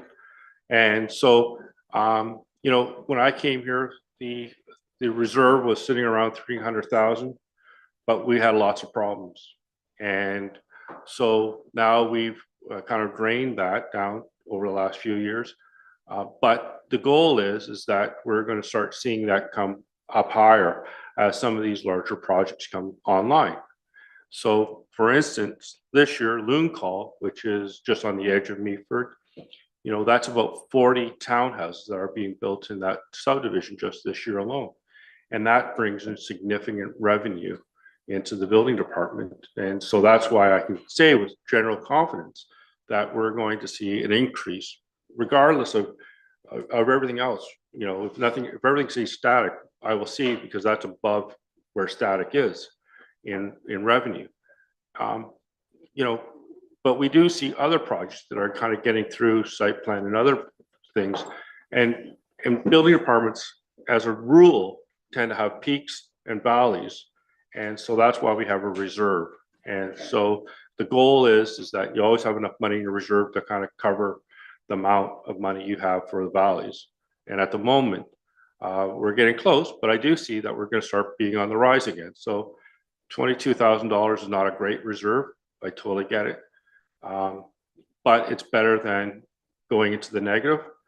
And I think this year there's a very positive chance that we'll be adding significant money into the reserve of some of these projects that are getting into the short strokes of site plan actually pan out. So I think generally we've had to do what we've done to get to the building department where we want it to be. And I think in the future we'll see, this year hopefully we break even, maybe we do very well. And I think, years going forward, if SkyDev takes off and actually becomes into place, those will bring in significant revenues so that we can actually raise the reserve to a point where, we're not talking about $20,000 anymore. We're talking about, when we have the valleys that they kind of just, they're not an issue. Because not every year you're going to have a major project. Not every year you have 40 townhouses being built. So that's much more pronounced in a smaller municipality. Val, do you want to speak to the fact that accountants have to follow accounting rules? Yes. The explanation of the chargebacks is if we didn't do the chargebacks, then we would be allocating, say, 2 hours of my time or whatever. So currently what we do is at the beginning of the year during budget season, it's estimated that 10% of my time is going to be spent on building. So, or 10% of Sarah's time is going to be spent on building. So these allocations are just our time in an allocation. It is kind of a direct cost, but we show them separately because we want to show you what's been charged back to the building department. However, if we didn't do this, then the taxpayers would be paying those dollars because right now it is built to be a zero. So if it's not a zero, then if he runs out of money in his reserve, then the taxpayers are going to come up with the dollars anyway. Do you understand what I mean? Thank you, Mr. Mayor. So I use these things here. And when Mr. Tovey's online with me, he mentioned who made the directive, a legal binding directive to make, in this case, the building department neutral. Okay, what law? Because I missed that. Oh, sorry, Bill 124. It's an Ontario statute. Part of the Ontario building code that made a requirement that the this report, but beyond this report, that we have financial separate from the corporation. Do our the goal is always be neutral, but can't do that because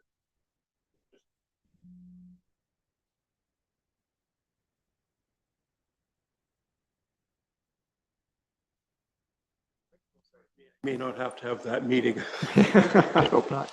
Thank you, Mr. Mayor. Thanks for the explanation, Bart. That makes a lot of sense. And yeah, accounting notwithstanding. So I'm just curious of all those things, why the administrative charge for finance and the payroll charge for communication is at zero if these are designated categories within the operating standard. Why are they at zero? We didn't do those. Last year, we chose to just do basically do, I don't have it on my screen anymore, but basically do payroll charges, not administrative charges. So for the example of Treasury, we had a payroll allocation. For human resources, we had a payroll allocation. I think it was just a different choice on how we went to budget last year. But building department, when we budget, is always budgeted to zero, so it does not affect tax dollars. Deputy Mayor. Thank you, Your Worship. Bart, I want to come back to your comments on reports, but first of all, I wanted to thank you for your explanation and for your encouraging remarks that have us very hopeful that we'll be in a stronger financial position by the end of 2024. And as you talked about change, I'm going to interpret that, I hope, because recognizing that all of us hear from folks on an occasional basis who are, struggling a little bit to achieve their building permits. So I hope that, with what you're saying, that I know that you're working on those processes and trying to move those things forward. But coming back again to the discussion of reports, we have over the past, sometimes, not always, but I've always appreciated them when we had them, been provided development reports. And I wondered if those could be considered going forward as well, that kind of give us an indication of where each of the developments are at in the process.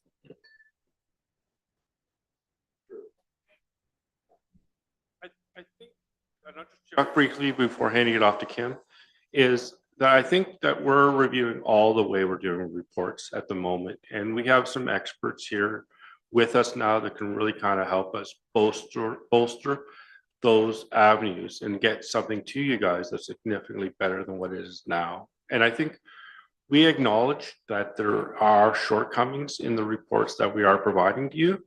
But I think that we have a different team now and that we're kind of expanding that. And I think there's some great opportunities to really come together and get you guys what you need to do and really make a positive environment. And so I look forward to that. And I think hopefully Kim says the same thing. Indeed. And that's, again, I know that we've had just a preliminary conversation about what that would look like, but internally we're having in-depth conversations about where we want to go with our reports, the cadence, to ensure that you're also getting them in a timely fashion, the level of information, the combination between visuals. I also got, some feedback on, maybe doing some verbal reports, things like that. So we are taking, you guys have the August month of meeting hiatus. We are going to be working very hard at what that would look like for the upcoming year. So certainly it'll be obviously something we bring forward for your comments and consideration so that we can get into a different phase around the reports. As Bart was mentioning, some of the main aspects is not just I'll say user friendliness to the reports, but also possibly some collaboration across so that the reports aren't just in any one specific area. And then how are those reports aligned to our strategic initiatives beyond the title? So how do they really move the strategic initiatives forward? So there'll be, slightly different format, different content, and cadence, all of these things, so that we can address and get you more pertinent information on a timely basis. Yeah, sorry, Councillor Greenfield. Thanks, Your Worship. Question about the insurance premiums. Now I see up above vehicle expenses are covered in direct costs. So I'm thinking this doesn't have to do with vehicle insurance, but is this to cover the insurance pertaining to the space the building department takes up in the former library building, or is this a liability insurance on the building department? Is that the space in the building or is that the other? What might be involved? Part of the library? Yeah, I think it's part of the liability insurance that we're, seeing our deductible coming up And so because that's such a huge number and our deductible is so significant, that is coming as a direct cost out of the building department. Yeah. Are we ready to vote on this? All in favor? That is carried unanimously. Thank you. The memo on the financial variance report, I don't think we have to vote on that. Just everybody has seen that. Updates from members appointed to county council, committees and local boards. I'm going to call on Deputy Mayor Keaveney to give us a report on Grey County Council. Thank you very much, Your Worship. Grey County Council last met on June the 27th. Minutes were adopted without comment, and then Dr. Era spoke to the Board of Health minutes and shared that the board is receiving a 1% increase in funding from the province. Amalgamation efforts with neighboring health units had been considered, but it's been decided that those will not go forward. The focus within our local Board of Health is now on strengthening public health. No cases of measles have been reported in Grey and Bruce counties. A bylaw was improved for the conveyance of a portion of Rock Street, legally described as part of Park Lot 11, north side of Southeast Plan 500 Durham, and part of Rock Street Plan 500 Durham being Part 1, Plan 17R-1602 in the geographic town of Durham, municipality of West Grey. And this is a transfer to the county to facilitate the redevelopment of Rockwood Terrace. There was a construction kickoff event at the Rockwood Terrace site that I can tell you I attended, and it was a class act, really beautifully done. The new minister of long-term care was present, and I can't say sod was overturned, but dirt was overturned. And the event was also wonderful because some residents were brought in from the current Rockwood long-term care site, who were really excited, of course, to see the beginning of their new home. Warden Milne acknowledged the recent award of exemplary standing from the accreditation process recently undertaken by Grey County's 3 long-term care homes. This was a voluntary undertaking that staff have been working on for 2 years. There were 659 standards evaluated, 659 of them, and Grey County met 658 of those standards. So it doesn't get much better than that. I had the privilege, myself and 2 other members of Grey County Council, to sit on that committee, and it was really a pleasure. The last decade has been focused on a shift from medically based care to patient-centered care in our 3 homes. The evaluator said that if he ever needed to go into a home, he wanted to come to one in Grey County. So I think that really says a lot. Councillor Body from Owen Sound brought forward a motion which was unanimously passed. It's a short one, so I'll read it.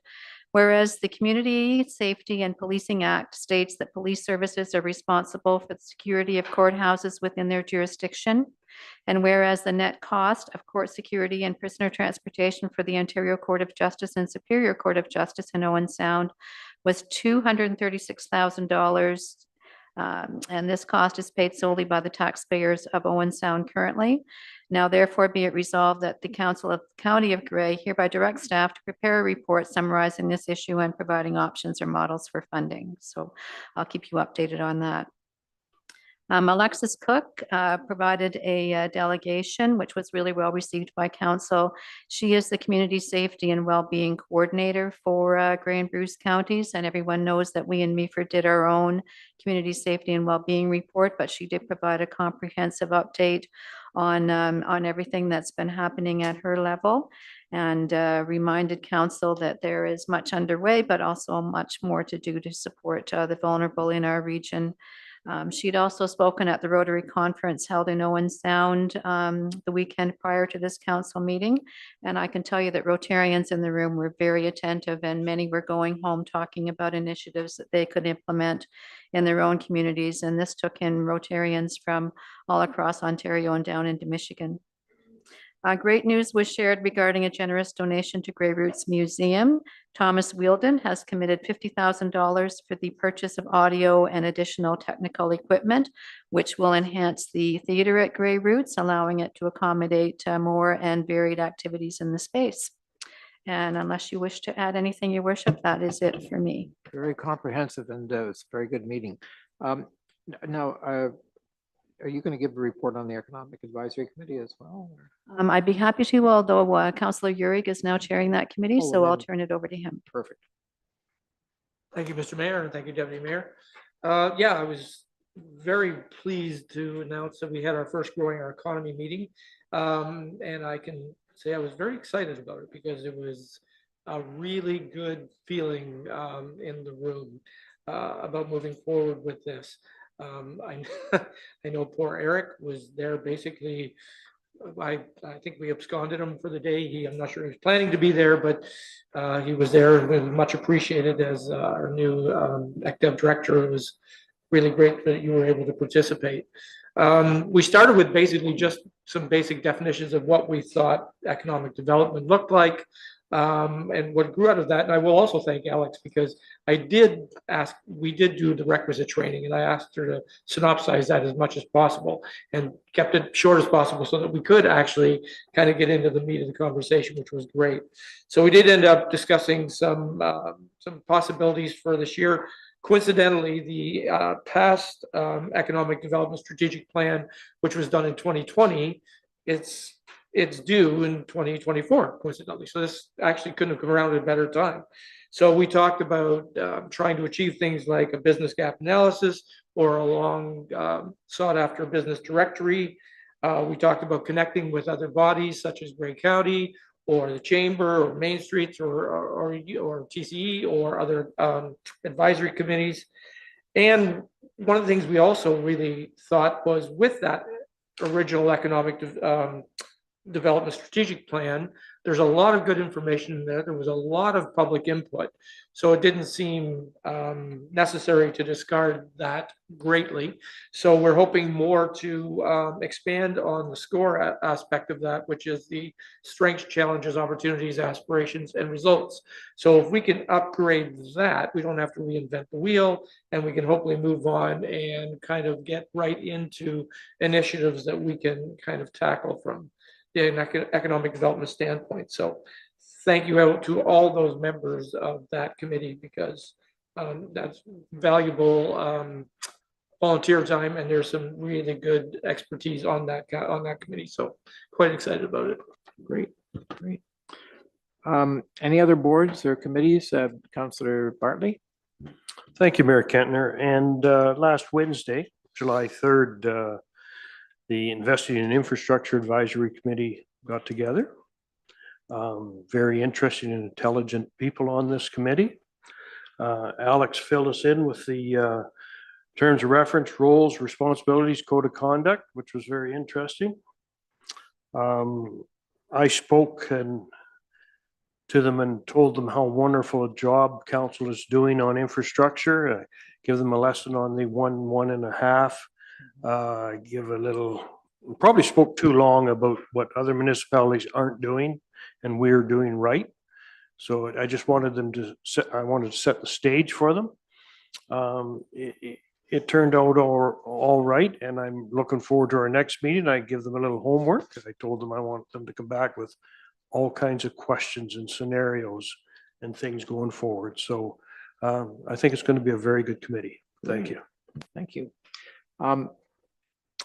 That's everything. I need a motion to move out of committee of the whole. Councillor Bell and Councillor Bartley. Now, councillor motions. Oh, yes, all in favor? That was at 3:03 for the second time today. Any notice of motion? Okay, we have a couple of motions to deal with, and they're both yours, Deputy Mayor, so I'll let you proceed. Thank you very much, Your Worship.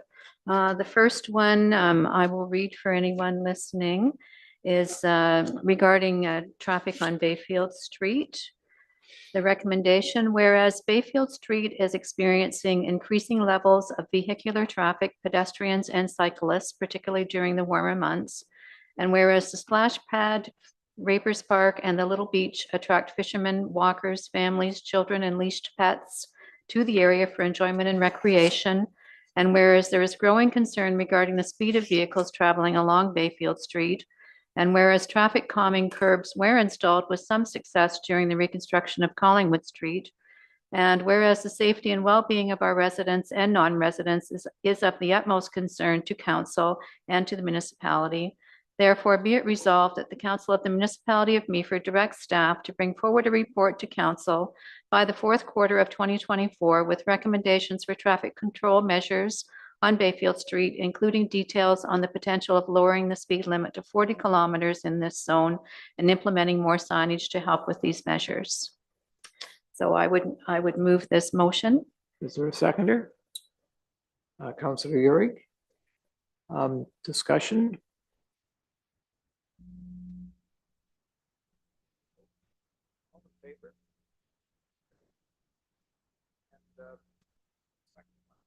And the second one, Your Worship, thank you. And this is to do with a code of conduct revision. The recommendation, whereas the municipality of Meaford's code of conduct was passed on April the 18th, 2016 by bylaw 22-2016, and whereas section 5(1)(a) of the Municipal Conflict of Interest Act notes that a member shall, prior to any consideration of the matter at a meeting, disclose an interest and the general nature thereof. And whereas section 5.1 of the Act notes that the member shall file a written statement of the interest and its general nature with the clerk of the municipality or the secretary of the committee or local board. And it follows then that the declaration, including a statement of the general nature of the interest, should be recorded in the minutes of the meeting at which the declaration was made. And whereas the Meaford Code of Conduct does not address the making of this transparency disclosure, and therefore there is no mechanism to include the general nature of a statement of interest in the minutes of a meeting. Therefore, be it resolved that Council of the Municipality of Meaford hereby directs staff to work with the Integrity Commissioner on amending the Meaford Code of Conduct to include a transparency disclosures clause to ensure that the general nature of the conflict of interest is noted in the minutes of a council meeting. So I would move that motion. And is there a seconder? Councillor Bell? Is there any discussion on that? Councillor Bartley? Thank you, Mayor Kettner, and thanks for bringing this forward, Deputy Mayor. Could you explain the reason you brought this forward, what you're trying to get out of this? Thank you, Councillor Bartley, and I will look to Alex to jump in, but I brought this forward now because it's twice been brought to me by our Integrity Commissioner, different times when I've met Jeff. He was last at our PSAC meeting. Jeff Abrams came and gave a discussion to that particular committee, and he spoke to me there again and suggested that that was something that was missing in our code of conduct. So having heard that from Mr. Abrams twice, I thought I needed to bring this forward and just get this tidied up in our code. Any other questions? Councillor Bell? Thank you, Mr. Mayor, and thank you, Madam Deputy Mayor. This is a good thing to do. We've had occasions many times, all of us on council, where we filled in the paperwork and it's been taken away and it's been duly filed and it's on record forever. And occasionally there are folks that that do come up to us and ask us about something or why you declared, and if you get that at the next meeting, it would be straight up again as a refresher. So this is a good thing and the right thing to do. So I can support this 100%. Ready for the vote? All in favor? We need a motion to adopt the meetings of June 10th and June 24th. Moved by Councillor Bartley, seconded by Councillor Greenfield.